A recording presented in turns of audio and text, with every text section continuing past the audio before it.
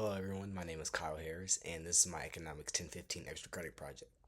So today we're going to break down a big question, and this question is, why do recessions happen? How can we fight back?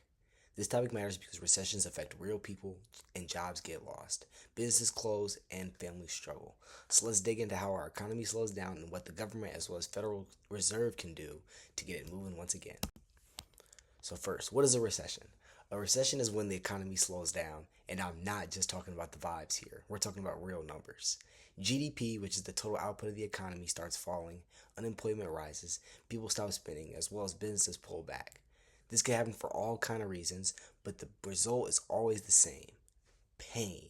Two big examples are the Great COVID Recession in 2020, as well as the Great Recession in 2008, which both hit the economy hard as well as fast.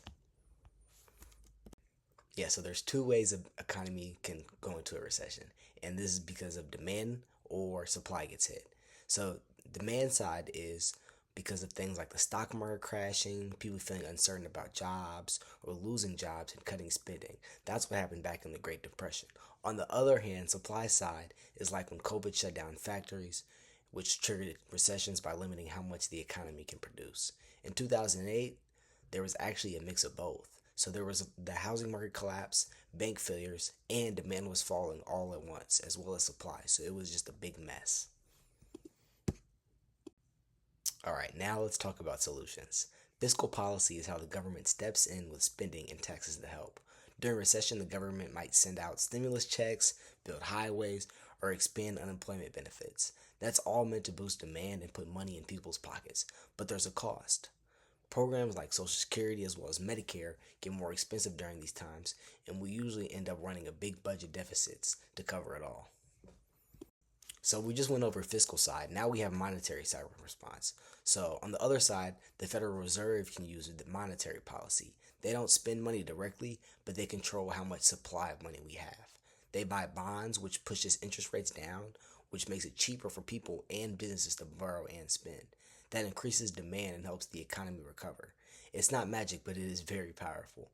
This is exactly what the Fed did during the Great Recession as well as the COVID crash, which flooded the market with money to keep things afloat. So although I just gave you a few examples of both fiscal and monetary policy, not everyone agrees on whether we should even intervene at all. Classical economists believe that the economy will fix itself if we just leave it alone. They trust that prices and wages will adjust over time and sort of just fix themselves. But Keynesian economists like John Maynard Keynes says, nope, prices are sticky and people can't always lower wages, and without help, recessions will end up dragging on. That's where his famous quote comes in: in the long run, we're all dead. He believed that the government should step in quickly and hastily to end up helping end recessions quicker. So what should we do? What's the right move? Honestly, it's all about balance. Fiscal and monetary tools both work, but they're not perfect.